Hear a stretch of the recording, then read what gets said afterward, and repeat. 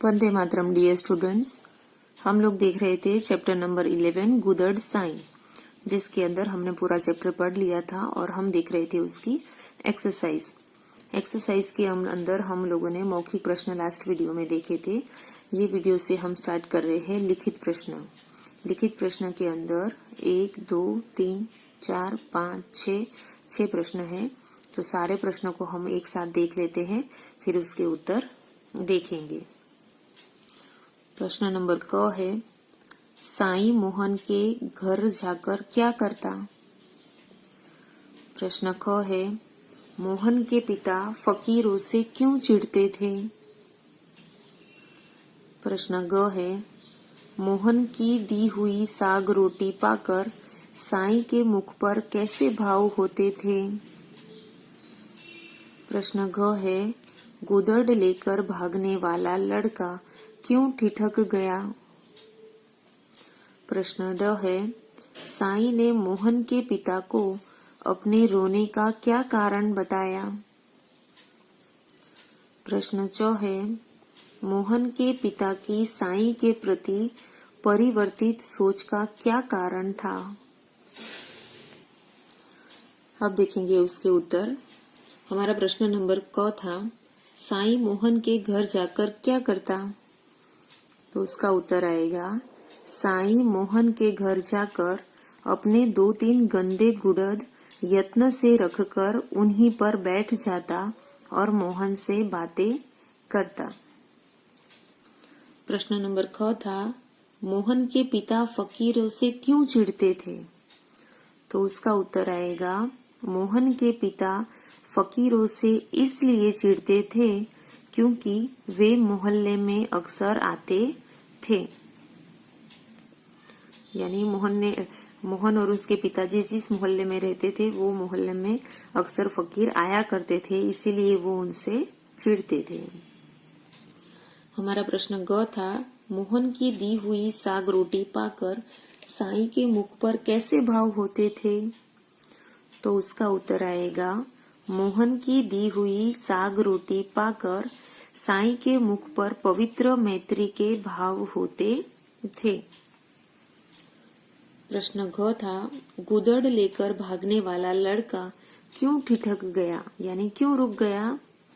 तो उसका उत्तर आएगा, गुदड़ लेकर भागने वाला लड़का इसलिए ठिठक गया क्योंकि दौड़ते दौड़ते ठोकर लगने से साईं गिर गया था और सिर से खून बहने लगा था।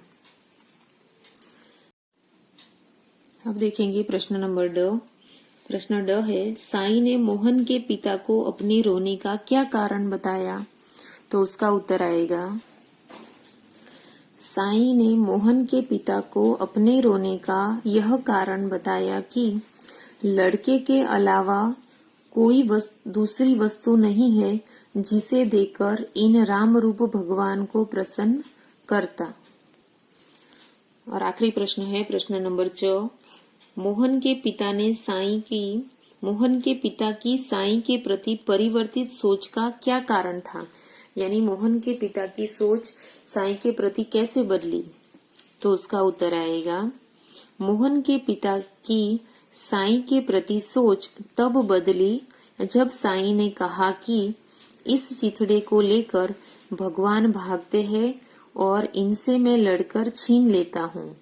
फिर इन्हीं से छिनवाने के लिए उनके मनोविनोद के लिए सोने का खिलौना तो उच्चक के भी छीनते हैं, पर चिथड़ों पर भगवान ही दया करते हैं। ऐसा उत्तर आएगा।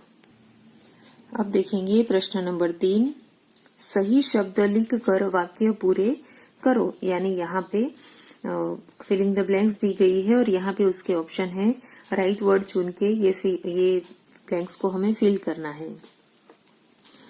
तो पहली खाली जगह है, कोई साईं खाली जगह को मोहन के घर जाता था। तो कब जाते थे, सुबह को या दोपहर को। तो उत्तर आएगा दोपहर।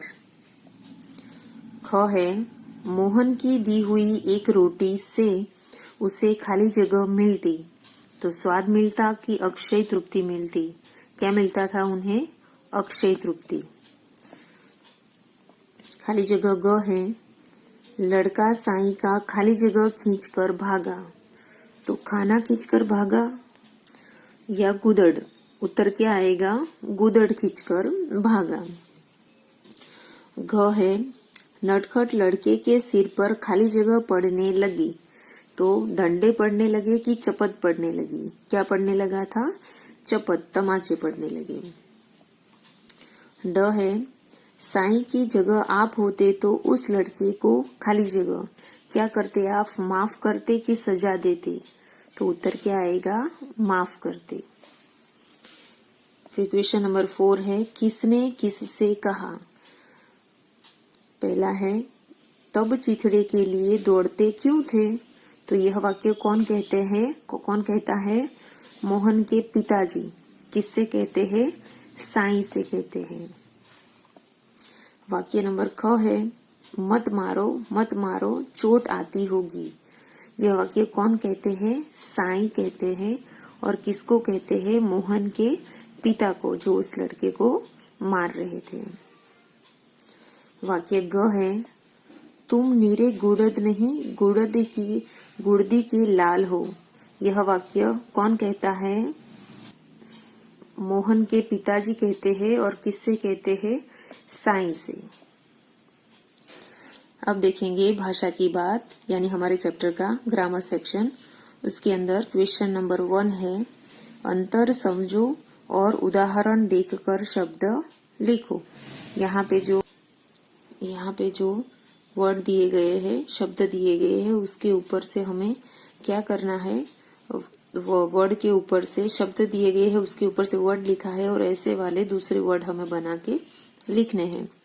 जैसे कि यहाँ पे लिखा है डांटा, तो उसके ऊपर से दूसरा वर्ड बनेगा ड से डमरू। गुड़द, तो उसके ऊपर से ये शब्द यूज करके वर्ड बनाना है, तो वैसा वर्ड बनेगा पेड़।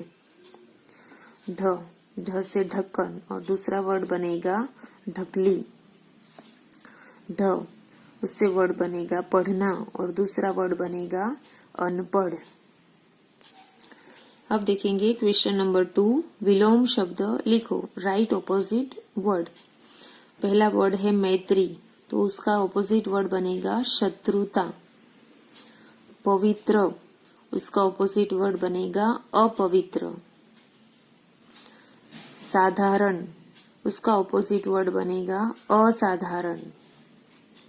स्वाभाविक, उसका विलोम शब्द बनेगा अस्वाभाविक। समान, उसका विलोम शब्द बनेगा असमान। प्रसन्न, उसका विलोम शब्द बनेगा अप्रसन्न। अब देखेंगे क्वेश्चन नंबर 3, वाक्यांश के लिए एक शब्द लिखो। यानी यहाँ पे कुछ सेंटेंस दिए गए हैं, उसको हमें क्या करना है? वाक्य का अंश यानी उसका एक वर्ड बनाना है। जैसे कि जो आंखों के सामने हो उसे कहते हैं प्रत्यक्ष। ओके, वैसे ही हमें लिखना है जो भीख मांगता हो, तो हमें इसमें से चुनना है जो भीख मांगता हो उसे कहा जाएगा भिखारी। जो तपस्या करता हो, तो जो तपस्या करता है उसे कहा जाएगा तपस्वी। जो घमंड करता हो, तो जो घमंड करता हो उसे कहा जाएगा घमंडी। जो दूसरों पर दया करता हो, तो उसे कहा जाएगा दयालु। ओके, अब देखेंगे क्वेश्चन नंबर 5। क्वेश्चन नंबर 5 के अंदर लिखा है, संज्ञा तथा सर्वनाम की विशेषताएं बताने वाले शब्द विशेषण कहलाते हैं। जिसे संज्ञा या सर्वनाम की विशेषता बताई जाए वह विशेष्य कहलाता है। जैसे लाल गुलाब, यहाँ पे लाल शब्द विशेषण है तथा गुलाब विशेष्य है। यहाँ पे क्या बताया है? संज्ञा या सर्वनाम, नाउन या प्रोनाम की जो विशेषता बताते हैं, स्पेशलिस्ट बताते हैं, उसे विशेषण कहा जाता है। संज्ञा या फिर सर्वनाम की जो विशेषता बताता है वो शब्द को क्या कहा जाता है? विशेषण कहा जाता है। तो ऐसे वर्ड जो नाम और सर्वनाम की विशेषता बताते हैं उसे उस वर्ड को विशेष्य कहता है। ऐसे शब्द को विशेषण कहते हैं और ऐसे विशेषता बताने वाले शब्द को विशेष्य यानी जिसकी विशेषता बताई गई हो उसे कहा जाता है विशेष्य, और जो विशेषता बताई गई है उसे कहा जाता है विशेषण। जैसे कि लाल गुलाब के अंदर लाल शब्द क्या है? विशेषण है, विशेषता बताई गई है। और गुलाब क्या है? कि विशेष्य है, क्योंकि उसके बारे में विशेषता बताई गई है, इसीलिए गुलाब बनेगा विशेष्य और लाल बनेगा विशेषण। विशेषण और विशेष्य शब्द अलग करके लिखो। गंदे गुड़द, इसके अंदर विशेषण शब्द कौन सा है? गंदा। और विशेष्य शब्द किसके बारे में गंदा बताया गया है? गुड़द के बारे में, तो विशेष्य क्या बनेगा? गुदड़। दूसरा वर्ड है पवित्र मैत्री, तो उसके अंदर विशेषण वर्ड कौन सा बनेगा? पवित्र। पर पवित्र किसको कहा गया है? मैत्री को। ओके, तो विशेष्य शब्द क्या बनेगा? मैत्री। अक्षय तृप्ति, इसके अंदर विशेषण शब्द है अक्षय और विशेष्य शब्द है तृप्ति। ढोंगी फकीर, इसके अंदर विशेषण शब्द है ढोंगी और ढोंगी किसको कहा गया है? फकीर को। ओके, तो विशेष्य बनेगा फकीर। स्वाभाविक चिढ़, यानी यहाँ पे विशेषण वर्ड कौन सा है? स्वाभाविक। पर स्वाभाविक किसको कहा गया है? चिढ़ को। ओके, तो चिढ़ बनेगा विशेष्य। नटखट लड़का, तो नटखट क्या है? एक विशेषण है, पर वो किसके बारे में बोला गया है? लड़के के बारे में, तो लड़का बनेगा हमारा विशेष्य। अब देखेंगे क्वेश्चन नंबर 6। दिए गए वाक्यों का मातृभाषा में अनुवाद करो। यानी यहाँ पे जो हिंदी के वाक्य दिए गए हैं वो हिंदी के वाक्यों का आपको आपकी मदर टंग में यानी मातृभाषा में ट्रांसलेशन करना है। जैसे कि यहाँ पे वर्ड लिखा है 8 वर्ष के लड़के ने साईं को पुकारा, तो मेरी मदर टंग गुजराती है तो मैं उसको गुजराती में लिखूंगी कि 8 वर्षना छोकराए साईने बोलाव्या। ओके, तो ऐसे ही आपको आपकी जो भी मदर टंग है उसमें से आपको ये वर्ड को ट्रांसलेट करके यहाँ पे लिखना है। ये एक्सरसाइज आपको खुद से करनी है। ओके, तो यहाँ पे हमारा पूरा चैप्टर खत्म होता है। नेक्स्ट वीडियो से हम न्यू चैप्टर स्टार्ट करेंगे। Okay, bye students.